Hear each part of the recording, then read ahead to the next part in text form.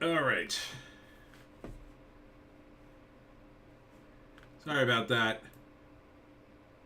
Had some technical difficulties. Just make sure I'm live here. I think I am. All right. Sorry about that. Sorry, everybody. All right. Just get situated here and we'll get started. Oh, don't want this on. What variety? Okay. Oh, so many problems today. Welcome. Welcome to the live stream. I'll stall. Oh, JEC is already here. Sorry for the wait, man. I had some technical snafus. Boomer moments with the software. I think I'm good now, right? Can you hear me okay? Do I sound all right?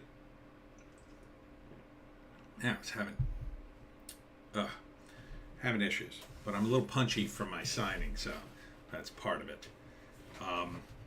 So today's stream, I'm going to tell my near miss Hollywood stories, which a few of them I've told before, but I'll tell them now.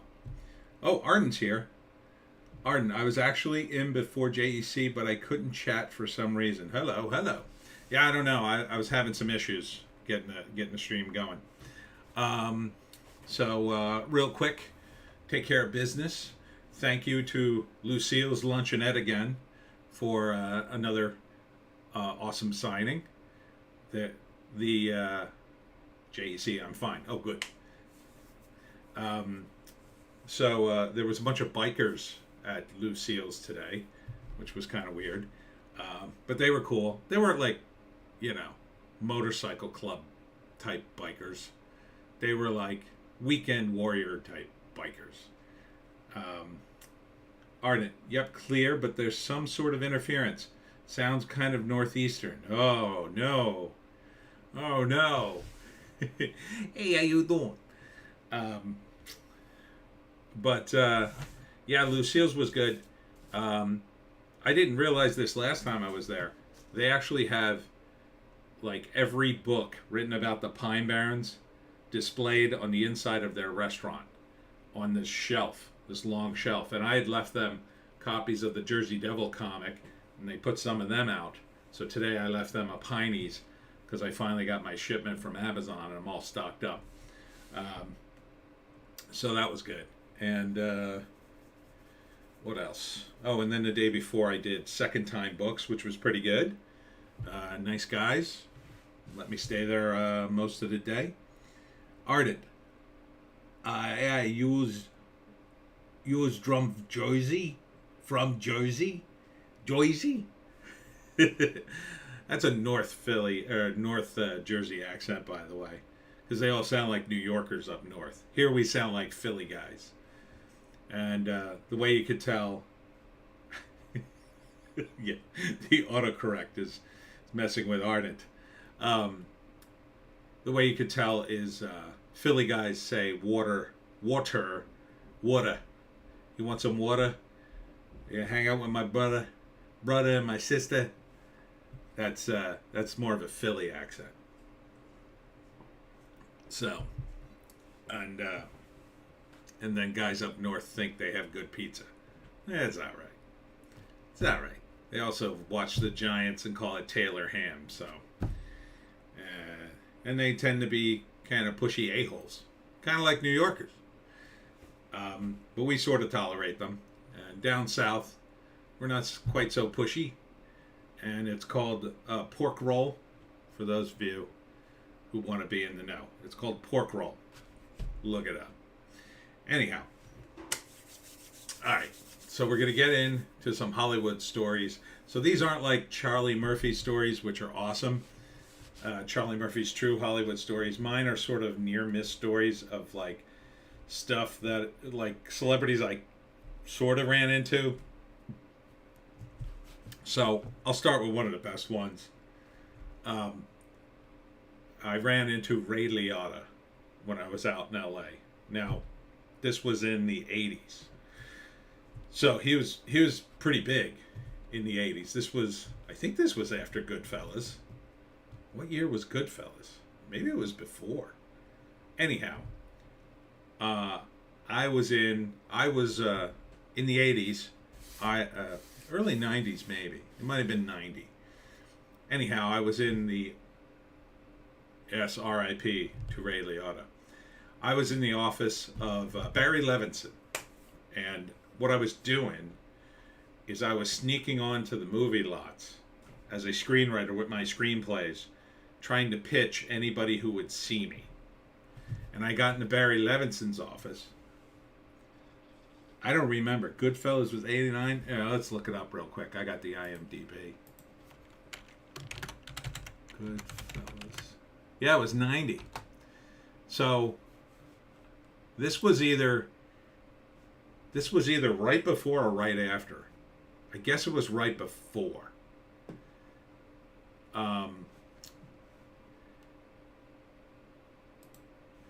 So I'm in Barry Levinson's office, and he had the hottest secretary ever.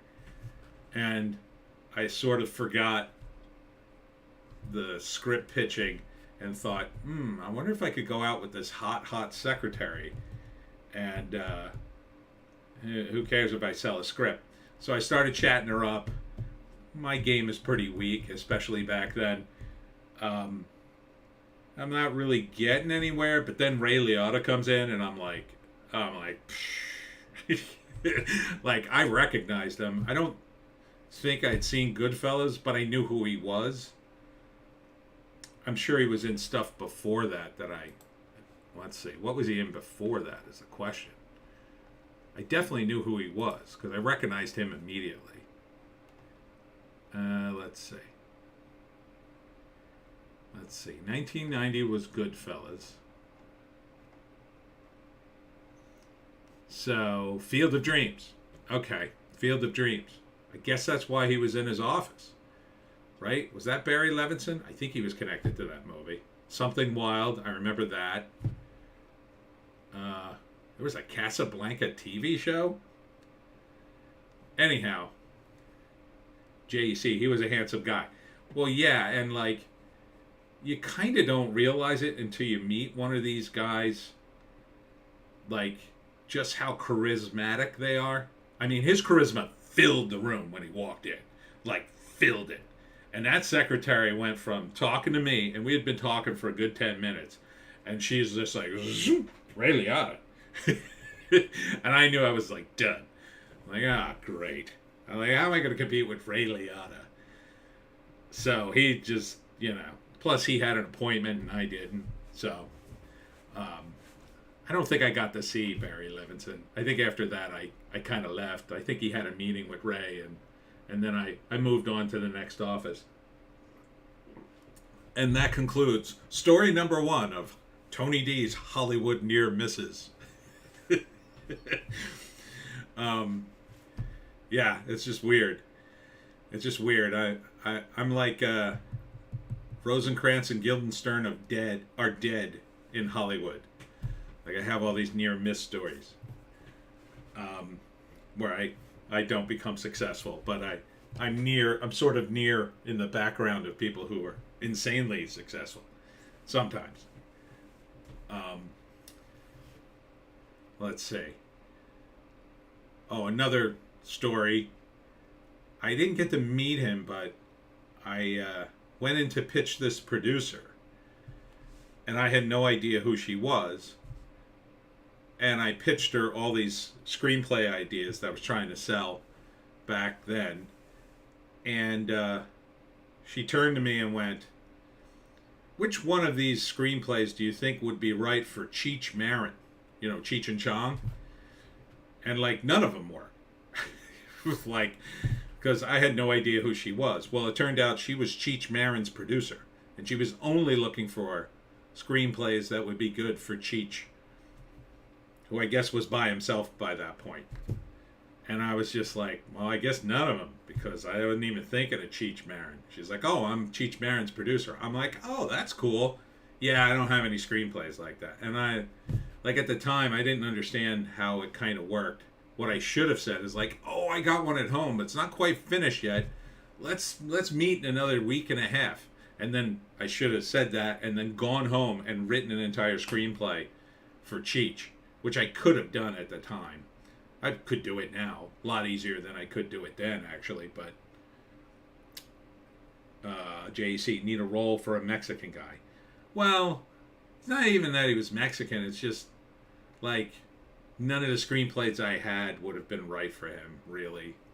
He, it would have had to have been a comedy with a guy who wasn't handsome, right? And I had a lot of comedic screenplays, but most of the characters in the screenplays were either too young or it just wouldn't fit him. And I don't think it would have got greenlit anyway. I mean, it's not like he got any movies after Cheech and Chong that I can even think of. He got Nash Bridges. I guess that was after I left LA. I was only in LA for about 4 months during that time. So that's story number 2. Hollywood near misses. Let's see. There ones before that. Every movie Cheech was in after Cheech and Chong, he was the Mexican guy. That was the whole shtick. Really? I don't remember him in anything other than, I think he was in From Dusk Till Dawn. I think he was in that. Let's see. Let's look it up. Cheech Marin. All right. Cheech and Chong. In 2013. Oh, no, this was way before that. Jeez. He's in a lot of stuff. Let's see. Cheech and Chong's next movie. Cheech and Chong, the Corsican Brothers. JC. Every movie Cheech was in... Oh, no, I did that one. Cheech Ardent says, Cheech would have been great. Unexpected action movie here like Bob Odenkirk. Cheech was awesome in The Hawker. Outside the titty twister From Dusk Till Dawn. And typing it, you mentioned it, right?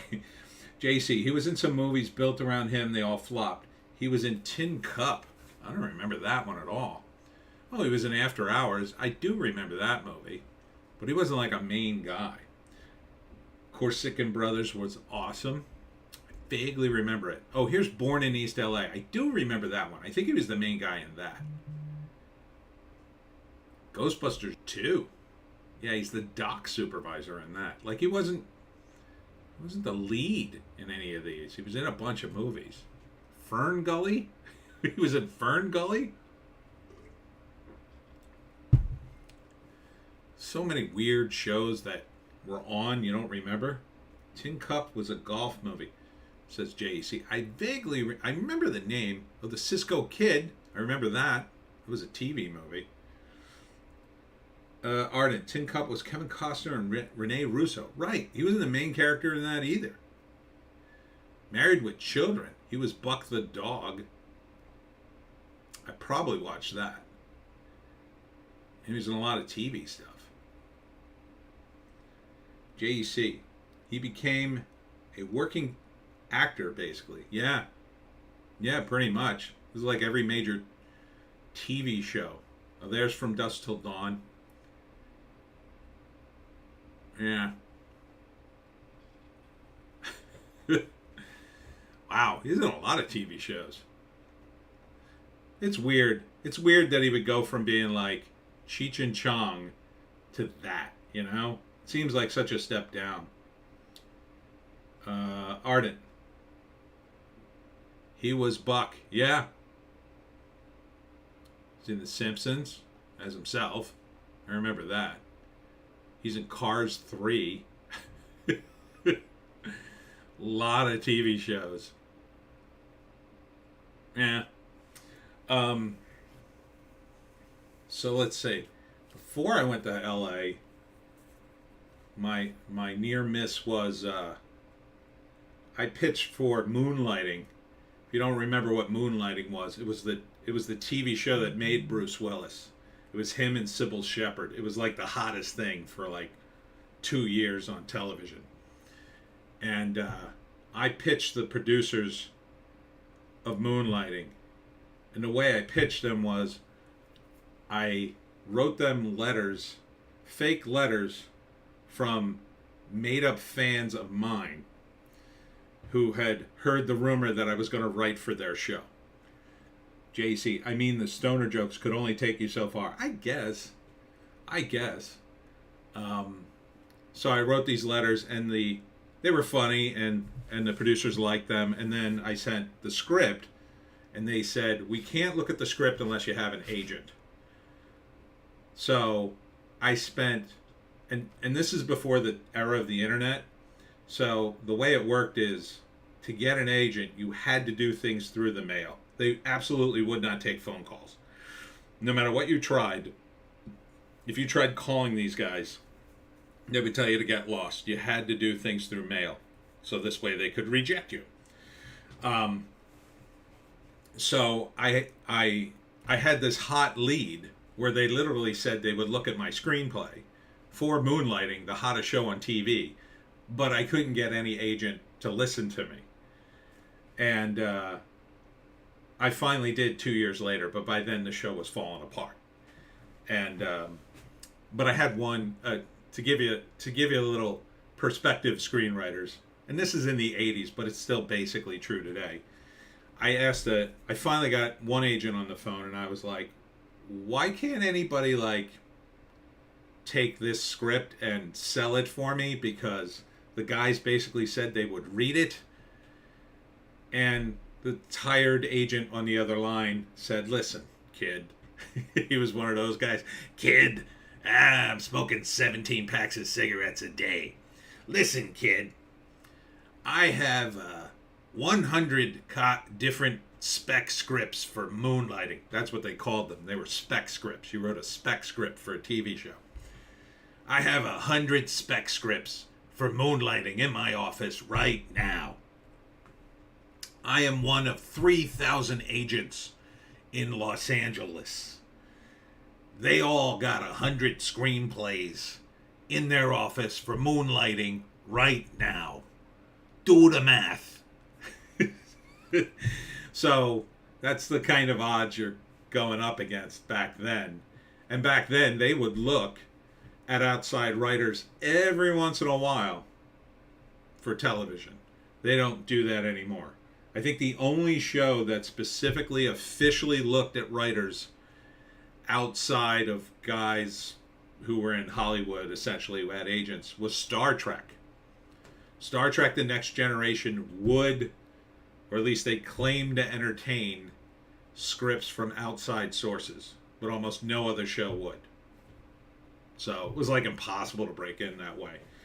But I had different ways. And so the follow-up to that near miss is another near miss where when I did get an agent who sent the script and never got read, I sent, my agent said to me one day, we hadn't sold anything. It'd been like a couple of years with him, and I was kind of frustrated, and he was like, well, when you first started with me, you did that thing at Moonlighting, and that seemed to work. Why don't you do that again? I said, oh, okay. So this time Ardent. So if someone wanted to write a screenplay, it's better to go with original or pick up an existing property and write for it? I'll answer that question in a minute. Let me finish my stupid story. So this is stupid because don't do this. So I said, okay, I'll try the same thing I did with Moonlighting that got me attention. I'll try it with Steven Spielberg. And to this day, I think if Steven Spielberg still has the same office manager, she hates me because she didn't want all those letters, and they sent them all back to me one day, and they were not happy that I was mailing the office continually. Okay, so an actual screenwriting question. Is it better to go original or pick an existing property to write for it? Okay, it depends on what your goals are. For a screenplay, it's probably better to write an original screenplay for a movie because they always need screenplays. And quite frankly, compared to television, your odds are probably better because everything in television is unionized, at least in network TV. Now maybe the outside ones, if you can get it in, you could, but it's very lucrative to write for TV, especially if it gets syndicated, because you get paid 9 more times or 10 more times. See, like, you get paid initially, and then if there's a rerun, you get paid each time it airs, whatever the rate is, in each market, 10 more times. But then you get paid 100%, 90%, 80%, all the way down to 10% to nothing. And that's the way syndication works. And that's why everybody wants a syndicated show in TV. And that's why it's so hard to break in, because everybody's fighting to write screenplays for it, or at least get the credit, because it's like money in the bank for a long time. So if you're a working screenwriter in LA, or at least this is the way it used to be, I don't know so much anymore, what you had to do is write a spec screenplay, teleplay, TV script for a hot show at that time. So you pick like the hottest show on TV, and you would write a spec script for it. You wouldn't expect to sell that spec script to the actual show. You would use that as your sample. So as you were trying to make inroads in various shows, the idea would be, if somebody asked you for a sample of your work in television, you'd be able to send him a script based on the hottest show at the time, right? So like my spec script was Married with Children. I had one of those, and I had one for The Simpsons, because I loved both those shows and they were pretty hot at that time. So you should have that, and you should have original screenplays. But I think it's slightly easier, although it's really hard, to sell an original screenplay for a movie, because they tend to look for original ideas there. Whereas in TV, it's all internal. So it's like, there's so much money, at least in network TV. Imagine if you're on the writing staff, right? For like, I don't know, Seinfeld. And these days, they only shoot so many shows. Like, they used to shoot, I mean, God, during the Bob Newhart days, they used to shoot like 30, 40, 50 shows. Now, like, by the time Seinfeld got around, they only shot around 20, 26. It was like in increments of 13. That was the rule. And then eventually it got cut down to 13. And really, it's more like 10 now. Because syndication, they need 100 episodes. So they'll cut back to 10 a season on a show that's constantly getting renewed, that they know is going to go 10 seasons. And then once they get to that 100, like, everything else after that is gravy. So imagine you're on the writing staff on a show that only makes like 13 shows a year. The writing staff you already have is probably fighting over all those slots to get as many scripts as possible, right? So if you worked on It's Always Sunny in Philadelphia, they're only doing 10 shows a year. Most of the guys on the show write those scripts. So their writers are like, they're desperate just to get one script, right? If you got like, I don't know, they might have 4 or 5 writers on that show, depending. Guys that they know and they already rely on. They're not going outside of that, no way, no how. So if you write a spec script for a hot show, chances are there's no way to break in, because all the guys who have been working their asses off just to get there, they got it all locked up. There ain't no way you're getting their money. Arden, truthfully, I would rather write something original when I do try, sometime before I die. Well, the writing part's easy. It's fun.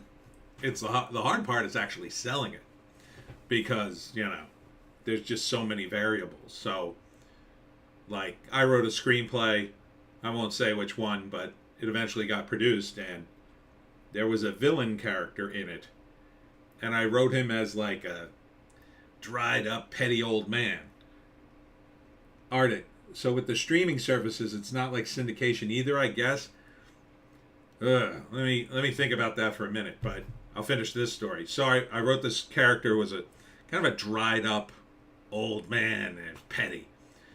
Well, the actor they hired, who was fairly famous, wasn't old, didn't want to be portrayed as old. I mean, he was older. He could have played old if they had made him in the makeup, but he kind of didn't look old, and he didn't want to play it that way. He wanted to play it like cool, handsome guy. So it kind of changed the whole story, really. And then they added a bunch of scenes with him, you know, hooking up with a chick and beating up a guy, which I had never written for this character because he was a petty old man who made other people do all his dirty work. So that's the kind of stuff you go up against when you have an original screenplay. Then it gets all changed, and it's like, then if the movie doesn't do too well, they turn around, well, it must have been a terrible script. So the streaming services, well, it's different, but it's very similar to what they did on network TV show from what I can discern. It's a little hard to discern these days because as inside as it was back in the 80s, it's even more inside now. Ardent, thanks for the answer. I have to think. I have what I think is a decent idea, but I doubt the current environment would be interested, not woke at all. Oh, well, that's exactly what I think you should be working on, because I think outlets like the Daily Wire and other non-woke outlets are going to come to the forefront in the next few years. So they'll be looking for the non-woke stuff, I think. But in terms of the streaming stuff, like for Disney Plus or Paramount or any of these others, the structure seems very similar to what they did in network TV, but the idea that you would go outside the studio lot, I mean, that just doesn't seem like they're doing that, except for all the woke stuff. But with the woke stuff, they're going outside the studio lot not because they're looking for new talent, but because they're looking for specific kinds of people, right? They're looking for people based on race, sexual orientation, and politics.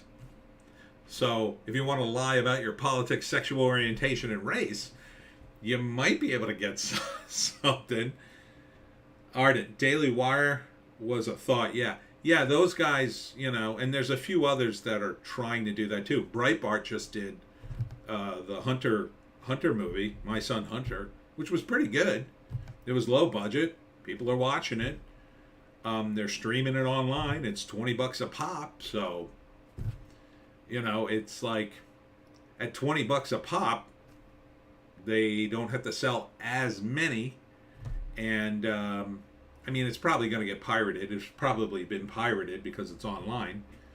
Ardent, honestly, after what the studio did to the filmmakers, prelude to Axanar, especially, I would not write for Paramount.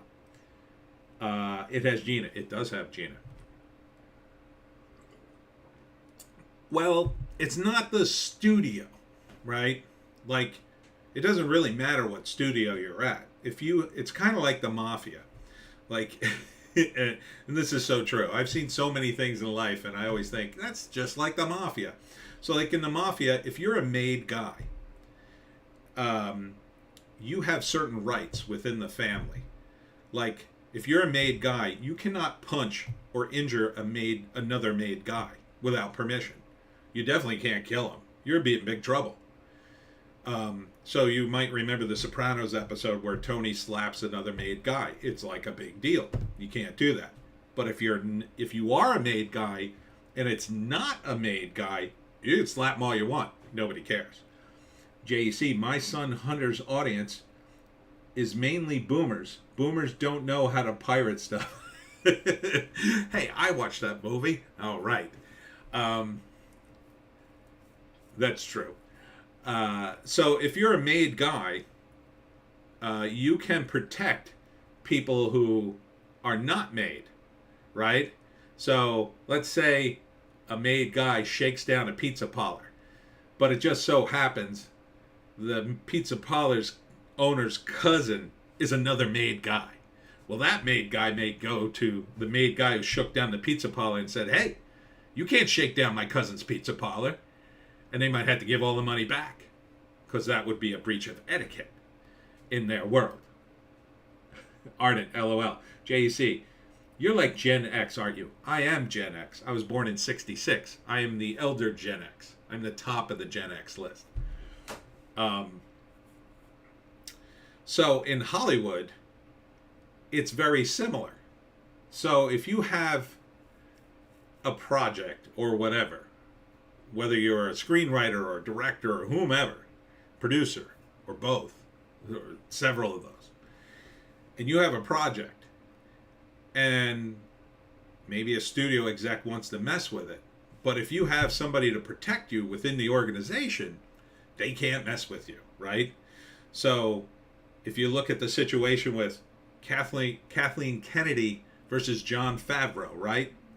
They both have power within the organization in Disney. Favreau is sort of battling Kathleen Kennedy, it seems like, and they're going back and forth. And I think Kathleen Kennedy still has more of the juice than Jon Favreau does, unfortunately. So, Ardent, 76, barely Gen X. Oh, you're 76. I thought you meant I was 76 years old for a second there. So, if Favreau had a guy above Kathleen Kennedy, say like, I don't know, Bob Chapek. Say like Bob Chapek decided to champion Favreau. Well, Favreau would be in charge of Star Wars, and the battle would be essentially over, barring some various contract things. That may very well be the case at this point. It's kind of hard to say. I don't have any inside track on that or anything. So it's kind of like the mafia. So you could go to the Paramount Studios and find a director, producer, writer, all three, who champions your book or project, and man, they protect the hell out of it and say, no, this has to be exactly the way this guy wants it. It'll be perfect, blah, blah, blah. And sometimes, by some miracle, that happens. But a lot of times it doesn't, for various reasons. Sometimes it's the star who has all the pull, and if they throw their weight around, well, they get their way. Sometimes it's the producer. Sometimes it's the director. Very, very rarely it's the writer. JC, I think mainly because of contract, Kennedy is still in charge, I think. Yeah, that's what it feels like. She had some sort of crazy ironclad contract they can't seem to push her out of, or, shove her aside, and she won't budge. Ardent, I don't understand how Kennedy still has any juice. Twitter's too loud, maybe. No, I think JEC's probably got it. I think she's probably got so much in her contract, it's cheaper just to keep her around. And they're still a corporation, so unlike the mafia guys who will tend to make, they might make a decision based on, it's not always based on money. Sometimes it's based on emotion. Sometimes it's just, we hate this guy. Let's kill him. So, with corporations, it usually comes back to money. But with all this woke stuff, who the hell knows? Maybe, and also there's blackmail. There's just straight up blackmail. I mean, maybe Kathleen Kennedy has the dirt on some people, and they don't want to, they don't want her to release the info or whatever. JC, Kennedy was George Lucas's girl. She was part of the deal when they bought Star Wars. Yeah. And that's the strangest part of that to me, that she was George Lucas's girl, and she seems to be almost singularly responsible for ruining Star Wars. So you have to wonder why Lucas picked her at all, right? But then when you look at what Lucas did in the prequels, in my opinion, he ruined Star Wars already. It came pre-ruined for me. Then you kind of begin to understand that he was sort of willing to go in weird directions anyway, and I think maybe just George was sort of tapped out by the time he started doing the prequels. He had kind of put all his effort in the early movies and the stuff that came after, like the books and the video games and all that. And by the time he got around to doing the prequels, I mean, I've seen all the not all of it, but a lot of the behind-the-scenes stuff with George during the prequel time, and it just doesn't seem like, he seems kind of annoyed in almost every interview. He doesn't seem excited at all. He just seems kind of like, yeah, we're doing this. Like, yeah, we're getting it done. JC, she was good at fetching coffee, was really amazing at that. I don't know. You know, maybe Lucas had a fling with her and this was her reward. I don't know. I mean, you know, maybe she knows stuff about George that George would rather not have made public, and he's screwed. I wouldn't put it past people in Hollywood because there's so much money on the line. I mean, think about what people will do for a few $1,000s. Now imagine like Star Wars. It's worth millions. $1 billion franchise. Ardent. Lucas made the mistake of trying to make Star Wars sci-fi with stuff like midichlorians. My take anyway. Yeah, midichlorians ruined it for me. It was absolutely horrific. JC, George had people like his ex-wife to edit his stuff for him before. Yeah, maybe he trusted her too much and, you know, just assumed she would go along with the program. Or maybe just, I mean, like a lot of people just got sucked into the wokeness. They really have. And they're just not, they're not the same people. I mean, it shocks me every day when I see certain people and how they've just become woke. And, you know, Stephen Colbert is one I always talk about. It's just so disheartening to see him so political and so willing to just go along with the program, when I used to just love his comedy and thought he's kind of subversive. No, it's just he's super talented and that's it. He's getting his payday, I guess. I don't know what his thinking is, or he's just that bought into the political paradigm. So maybe she's just super woke now, and that's it. She, like so many people in LA, they've just become unbelievably traumatized by Trump. You know, Ben Stiller's another one. It's like, when I saw Ben Stiller visit Zelensky in the Ukraine, I was just like blown away. Like, what the hell are you doing, dude? Is this the same guy who was in Tropic Thunder? One of the funniest movies ever made? One of the last funny movies made? Like, is this the same guy? How could he be that funny and then yet, you know, go to Ukraine? Like, it just goes to show you the gulf between someone's talent and their political views. Like, just because you're talented doesn't mean you're particularly, you know, knowledgeable about politics. Ardent, Colbert was great before he got the Late Show. Yeah. I don't know. I haven't watched any amount of the broadcast TV forever. Yeah, me neither. JC, Ben just wanted to hang around with someone shorter than him for once. You were on fire today, JC. You're on fire. You are killing it, man. I mean, Jessica Chastain, I understood why she went, because Jessica Chastain is super woke, it seems. But Ben Stiller, I was just like, what? You know, his dad was super funny too, right? Like, a guy that funny and willing to, like, be self-deprecating and do all these crazy things, you'd think just wouldn't care. Like, just wouldn't, you know, it's one thing to care about politics, it's another to be a comedian, just not give an F. Like, those are always the best comedians, right? Oh man, this guy doesn't give an F. He'll zing anybody. But then when you see them take sides, it's so disheartening, because you know they're never gonna zing the other side. You know, Colbert, for all his comedy, you know, prowess, he'll never go after Biden like he should.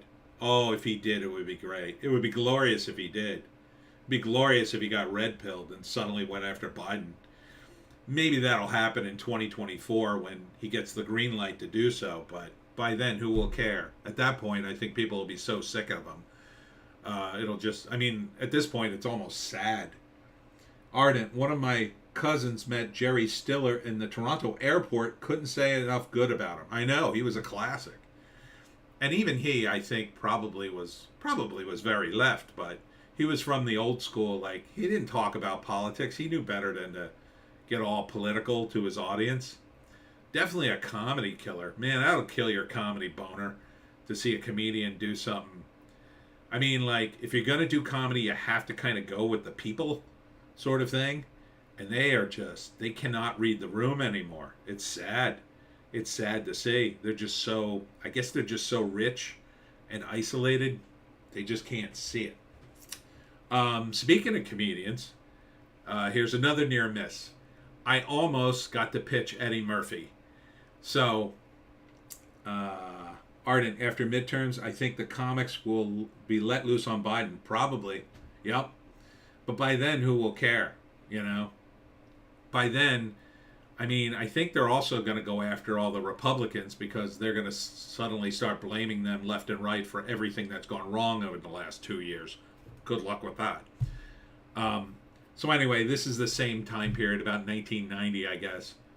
I'm in LA for my 4 months trying to sell my screenplays, and I walk onto the Paramount lot. And again, this is before 9/11, so security is like super lax by comparison today. Like today, you couldn't do this, but what I would do is I had a carrying case, and I put my screenplays in it, and I'd wear the screenwriter, what I call the screenwriter uniform. JEC says, saw a video of Zelensky taking selfies with soldiers in the front line. They all had to bend down to fit him into the shot. Yeah, so you can't saying he came up a little short. The screenwriter's uniform was like a Hawaiian shirt, khaki pants, and nice sneakers. And so that was my uniform.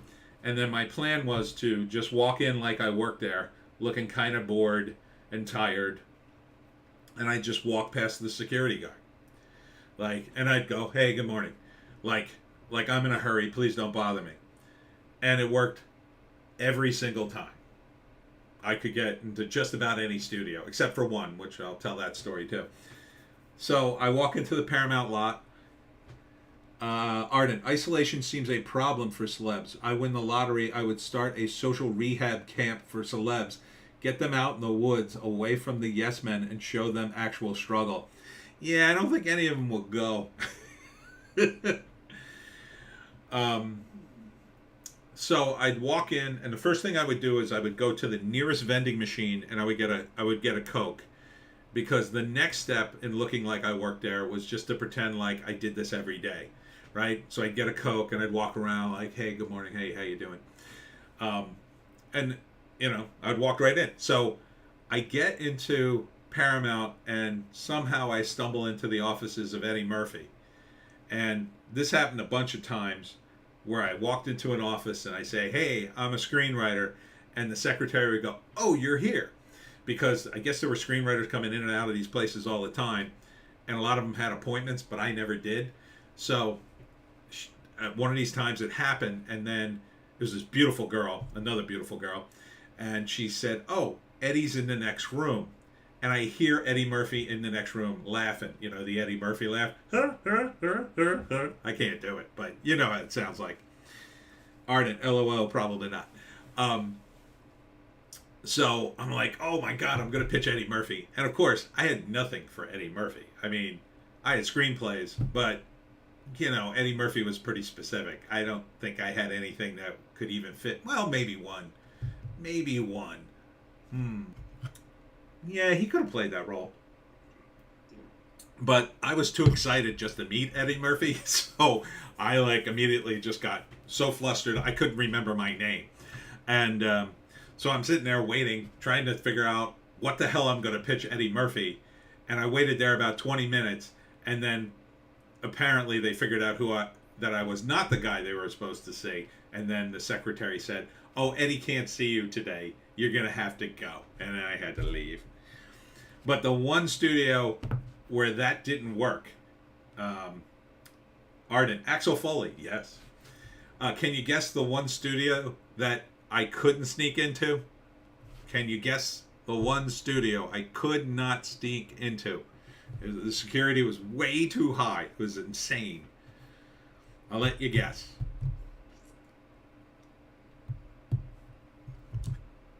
I'll name the studios. There's Paramount, but of course I got into that one. Disney, says JEC. Nailed it. Yes, Disney.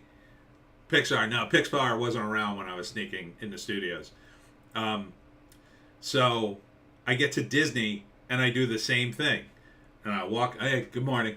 And I walk past the security guard. He goes, whoa, whoa, whoa, whoa, whoa. Where are your papers? I swear that was the turn of phrase he used. And I was like, oh, I need papers? He's like, yeah, you need papers. I'm like, oh, I don't have any papers. He's like, well, you can't come in. I'm like, oh, okay. So I left. And I was like, oh man, how am I gonna sneak on the Disney lot? So then it was maybe I don't know, 11 o'clock.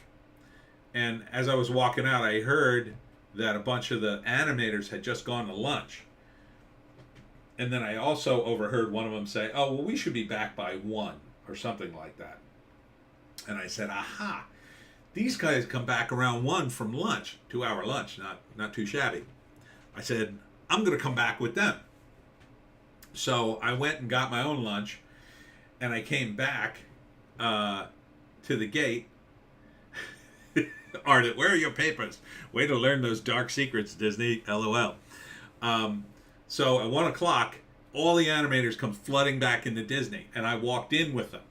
So there's this large group of people. Well, this time I go right past the security guard because he has too many people to check, and he assumes I'm coming back from lunch too. So this time I get in. I go, aha, yeah, haven't gotten me, Disney. And then I get to the elevators, and there's another security guard, and he goes, papers? And I go, oh, I must have left my papers in the car. He's like, you can't, I'm going to have to escort you out, sir. Like, they were on it, man. And I was escorted right out of the lot. I was like, damn it. So I found out later, it was mostly because they had very stringent rules for the animators, apparently. Like, apparently the rule was something like, anything you drew on their time belonged to Disney. So there, I had heard stories, and I don't know how true this is, where animators would draw something and like sneak it out, like in their pockets, and then like apparently it got so bad they had to actually tape these same papers. Instead of sticking them in their pockets, they would tape them to the inside of their legs, under their pant leg, because that was the only way they could smuggle them out of work. That's what I heard. I don't know how true it is. But after trying to sneak into Disney lot twice before the 9/11, when security got super ultra tight, I believe it. I believe that story. And yeah, I don't think you could do that now. I definitely, after 9/11, that was one level of like, oh, there's no way you're sneaking into a lot. And now, I mean, I don't know what would happen to you if you tried to sneak in.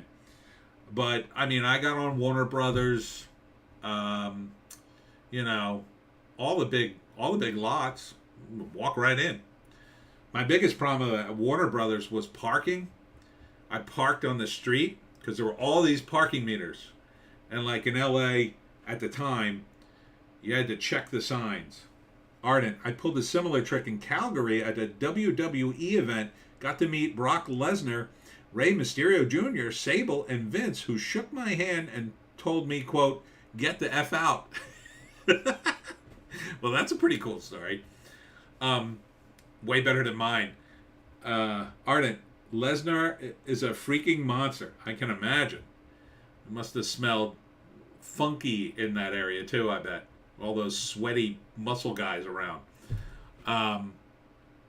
So this whole street has all these parking meters, and they're cheap. And I thought, oh, and here's the front gate to Warner Brothers. I'll just park here. And I put my money in the meter, and I walked how I often did. And I said, oh, good morning. And the security guard went, are you going to park there? And I stopped and went, why? Because you had to check all the signs in LA. And there was like 2 hours a week you couldn't park on the street, or they would tow your sorry butt to the impound yard. or give you a ticket because they cleaned the streets. But I checked the sign and it was fine. JEC, that is so Vince. And I said, it's legal to park there, right? He goes, oh yeah, it's legal. But I wouldn't expect to see your car after you got out of here. I said, really? He's like, yeah, this is a really bad neighborhood. So Warner Brothers, apparently, their studio lot at the time, I don't know if it's still there, I think they actually closed that one, was in such a bad neighborhood, no one would park on the street in the cheap meters, like at all. Because this street was empty. It was completely empty, and it was right out front of Warner Brothers. So I moved my car. I forget where I parked, but I parked somewhere there were other cars, figuring like, well, if these guys parked here, and my car was fine. Arden, nah, this was during setup. I used to wrestle in a small Fed and was walking past a truck and grabbed a ring post and helped the crew set it up before I got busted. Oh, nice. That's the way to do it. Arden, yeah, Vince was awesome. He's in a bit of trouble now. He's getting sued out the yin yang now.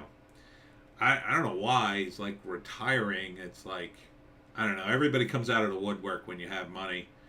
That's my only worry about money.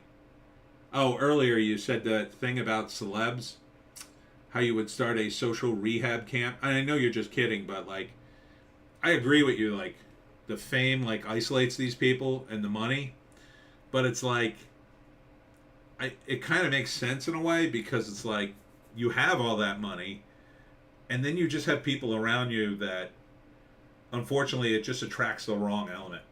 And I've seen it like up close, like in LA. This was at a different time. I don't want to say when, only because I don't want to mention this person's name because he's kind of litigious, but he's, or she is the spawn of a more famous person, I'll say. And he acted, or she, horribly in my view. Just was kind of terrible in my view. But in their defense, the people around him or her were terrible.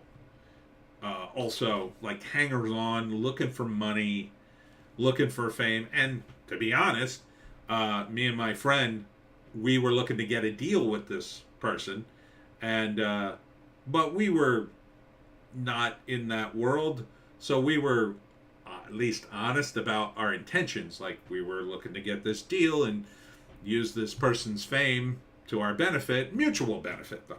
But other people are not. They're just looking to, like, in Hollywood, they're everywhere. Oh my God, you can't imagine how it is unless you've been there. Ardent, yeah, it's unfortunate that they lose touch with actual people. JC, they're forcing Vince out. They're probably going to try and sell WWE, and Vince is a creative stone around their neck. I guess. I haven't followed it that closely, but that seems, yeah. Ardent, LOL, it was a Kardashian, wasn't it? No, I don't want to say, but, like, it's weird. There's so many people out there that all they want to do, like, one of the things in LA I noticed was just everybody wants to have a meeting with you. And the reason they want to have a meeting with you is in case you become successful. Because if you become successful, immediately they will appear on your doorstep and say, oh, I was in a meeting with you. I'm part of that success. Where's my cut? Oh, make me executive producer. I was in that meeting. Where's my money? And they'll do that because unless you have sort of documentation saying that you weren't part of this thing, they could potentially, if they're very litigious, sue you and claim, well, no, I was in this meeting and I helped create this thing and blah, blah, blah. And there are a lot of people like that in LA. And they had people did that, tried to do that to me. And I was no one. I had no, nothing greenlit, no money. I was trying to get gigs. And these people would do it to me. And I would just be like, why are you coming to me for money? I don't have any money. I can't even pay my bills. Why are you coming to me? There is this, a weird sense of desperation everywhere in LA, even from people who worked. Like, I met this producer. He was a working producer. He made good money and had a steady gig. And he had a meeting with me and one of my writing partners at the time. And Art, it reminds me of some of the comic book horror stories. It's very similar, but with slightly, there's more money at stake. So with the comic book guys, there's almost no money at stake. They're just idiots fighting over nothing, like crabs in a bucket. This is like, there could be some money involved. And there are stories of people becoming massive successes and then they just pay off these people. So what some of these guys do is they just try to put their hand in every possible project in hopes that somebody hits it big, that they could get a payday later, or just claim partial credit for anything so they could move up in their own career. But this guy we had a meeting with had been a real producer. Like, he had produced actual TV and had money and like a nice place. And so we had a meeting with him and we were excited because we were like, wow, this guy's a real producer.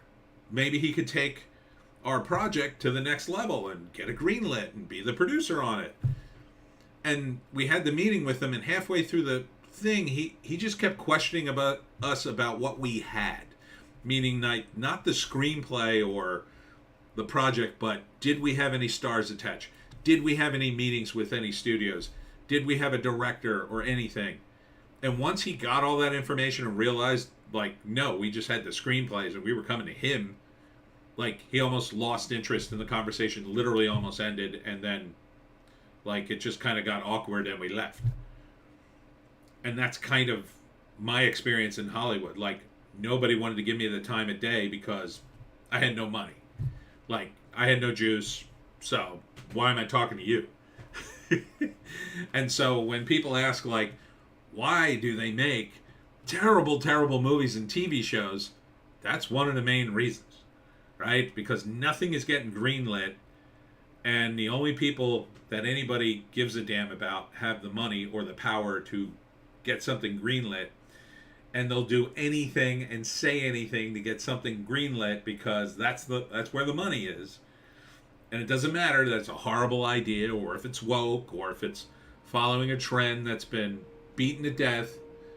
They're just going to do it because that'll get greenlit, and that's the only reason to do it.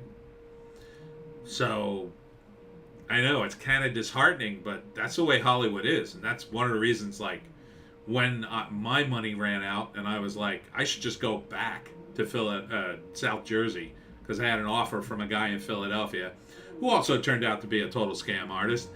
But I said, why am I in Hollywood just struggling? None of these people want to help me. I can't move ahead with anything. I might as well go back to South Jersey and, I don't know, do movies there, or write books or comics or whatever. So that's what I did. I got out of Hollywood, and I'm so glad I did. I mean, because some of the people who stayed that I knew, they work, but, like, it's not fun. It's just a constant, desperate sort of job, one after another, to, make ends meet, and just, so you can imagine the kind of horrible projects you have to just keep working on just to keep working. I mean, take any network and the terrible shows they make. Yeah, they might make one or two good shows, and you might even have worked on one of them in a small capacity. Like, I know a guy who's a location scout, so maybe he worked on some good shows, but he worked on a lot of bad shows that either got produced or not produced, or produced very badly, or whatever. JC, you would be scrambling to get out if you were still there, LOL. Yeah. Oh yeah, I'd have lost my damn mind during the situation with a medical condition that of unknown origin, because that would have been a problem. That would have been a real problem for me. And imagine your whole career is this tenuous grasp on funds coming in from doing work in Hollywood, and now you got to get a certain medical procedure or you're done. You're just out, right? Not good. On top of the fact, LA just sucks. I don't know if you've ever been to LA. It sucks. Like New York. New York's not great, but it's got some cool places. Like you can find cool bars in New York to hang out in. There are some cool places to go to. They have cool museums. There's only one cool place that I know of in LA, and that's the Brea Tar Pits. That's cool. Everywhere else feels like oddly familiar because it's probably been in a TV show. No lie. Like you walk into a parking lot, you'll just be like, have I been here before? And then you realize, oh, it was probably a scene in like Monk back in the 90s or something. Or, I'm dating myself. Well, back in the 70s. I recognized a ton of places from the 70s in my travels in Hollywood. Because I was a big fan of the Rockford Files, and they shot all that in LA and Malibu. And I kept seeing locations from the show, and I'd be like, oh, I know this spot. that part was kind of cool. But for the most part, like, it just sucks. Like, to this day, I haven't been to a good bar in LA. They're insanely expensive, a lot of them. I think I went to one good place. They had good hamburgers, but it was so crowded I couldn't have a good time. It's definitely like totally overcrowded. Venice Beach is a nightmare. Everybody talks about how cool it is. Yeah, go there sometime. It's like the third world down there. It might have been cool at one point. I don't think it's been cool since I was there in 89 or 90. It was kind of a dump then when I went. Now I'm like, ugh. I can't imagine living there now with all the homeless people and all the crime. No, thank you. And that's sad. I mean, I went to San Francisco right around that time. I had friends who lived there, so I went to go see them.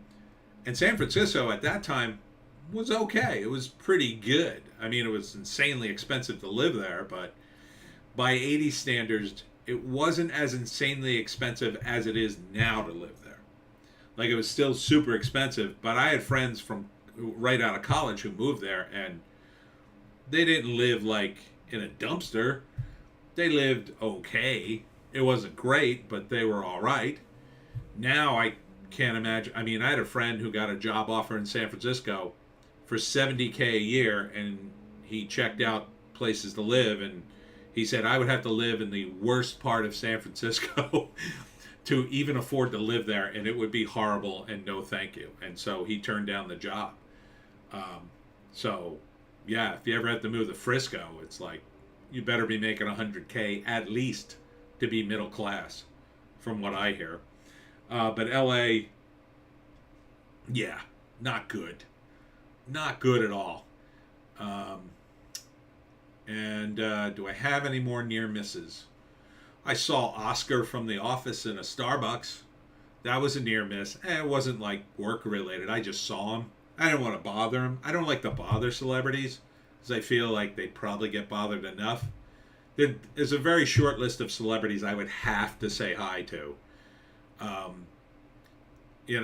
And I'd be such a fanboy, I would just sort of thank them if I could talk to them. Like Clint Eastwood, I would just be like, oh, Mr. Eastwood, your movies are so good. Thank you for all your work. And I'd say something nice like that. And Steve Buscemi was another near miss. That was in 90. And he was at a bar. And this was when Buscemi was big in the indie world, but not very well known in the mainstream. And my friend was like, would you like to meet Steve Buscemi? And I knew who he was. And I said, I guess. So we went to the bar, and I said hi to him.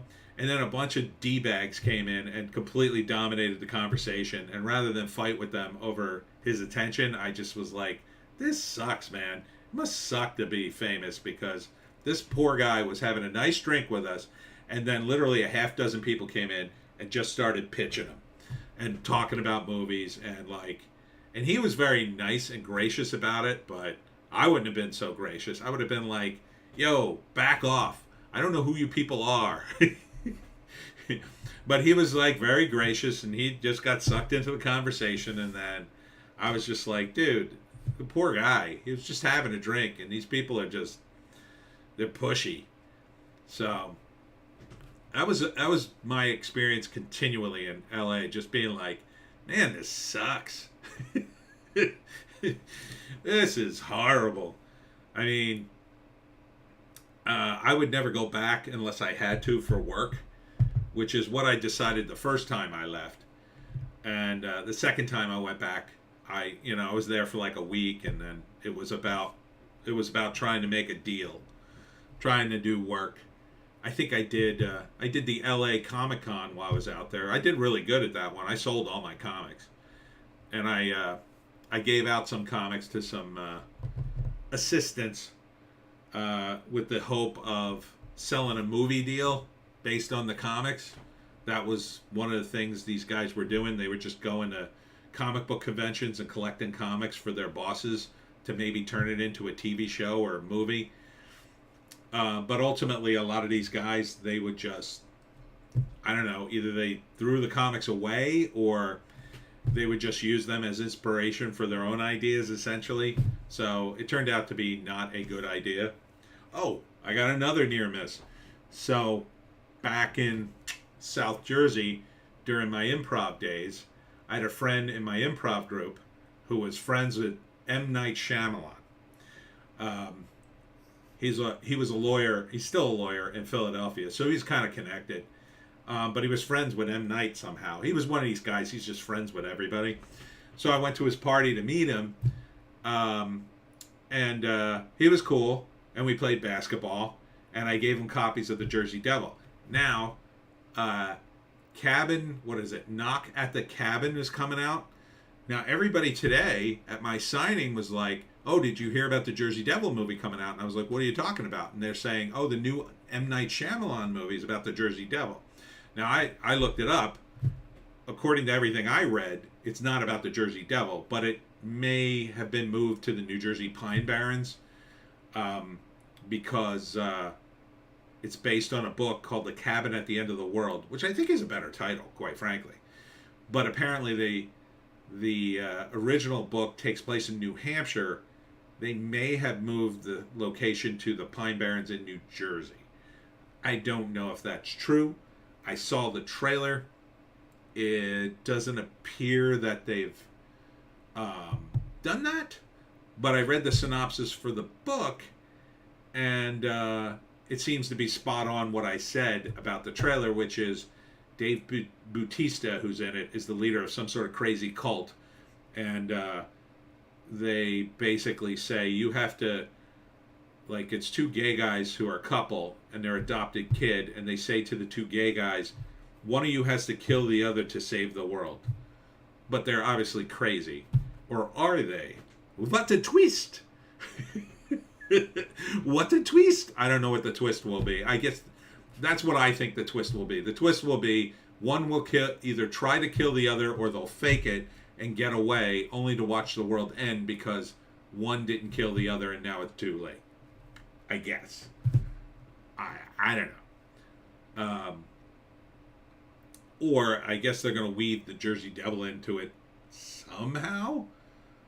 But I don't see, from what I read on the book, it had nothing to do with the Jersey Devil. So I don't know why they would do that. I mean, I understand why they would set it in the Pine Barrens if they were going to move it into New Jersey because it's a cabin in the woods. But yeah, I don't think it's about the Jersey Devil. Oh, but I didn't see the episode, but I saw the scene in What We Do in the Shadows with the Jersey Devil, and that was pretty funny. This is pretty gross too. If you haven't seen it, I won't spoil it for you, but you can watch the scene on YouTube. At least it's very strange. Of course, it's a very funny show if you haven't seen it. It's one of the few shows that I wish I had TV for. I'm half tempted to what is that on FX? Yeah, that and Archer. I want to watch again. Those two shows, as far as I know, haven't gone woke. Like the shows I used to watch were Archer, What We Do in the Shadows, Bob's Burgers, which kind of gone woke, but not really. It's just not as funny anymore, I think. And of course, The Simpsons, which I couldn't even stomach now. But other than that, there's almost nothing to watch. So maybe Rick and Morty. I don't know. Rick and Morty, I can kind of take or leave now. I used to love it. Now it's kind of like, meh. You know, it's almost... It's another example, I guess, of something that became so popular, like its success kind of ruined it for me a little bit. I mean, it's not bad. I do like the episodes, but it's not like before where I had to watch. Oh my God, Rick and Morty's on. Get out of my way. I must be near a TV right now. Now I'm just like, I'll get around to it. You know, when Adult Swim, you know, it's a year after the show's off the air and Adult Swim is just running a marathon for free on the internet. Yeah, I'll binge watch it all one day and go, yeah, that was all right. Anyhow, I'm going to wrap up here because it's been about an hour and I still got to do my regular videos. Thanks for tuning in, guys. JC, Simpsons is unwatchable now. Rick and Morty, I lost interest in after the second season. Yeah, that's it. Yeah. I mean, it just, they keep trying to, like, to some extent, they disabuse the viewer of any of the mythos of Rick and Morty. Like, they built it really well after the first two seasons. They built and built and built the mythos, and then they kind of just had this weird take where they disabuse you of any possible sense of the evil Morty storyline, and then they bring it back, and they kind of undermined it in some way. Ardent, have a good evening. Thanks for the answers. I really appreciate them. Anytime, my friend. Anytime. Anytime you got screenwriting questions, feel free to put them in the comments somewhere, and I'll be happy to do a video. I haven't had a good idea. This is the closest thing I had to a screenwriter's tip, was telling my Hollywood stories, and then I was like, well, they're not really good Hollywood stories. How can I tell them? And I said, oh well, near misses. They're kind of near misses. So yeah, nobody ever tells those stories, right? Because they're kind of like, oh, you didn't make it in Hollywood. Yes, I did not make it in Hollywood, and these days I couldn't be happier. So thank you guys, and Joan and I will see you. Let's see, next week. Next week I'm doing FanCon on Sunday, so probably do this around the same time. That's in Vineland. Also next week is the Collingswood Book Fair, but it's supposed to rain, which would suck because it's a really good fair. Anyhow, Joan and I will see ya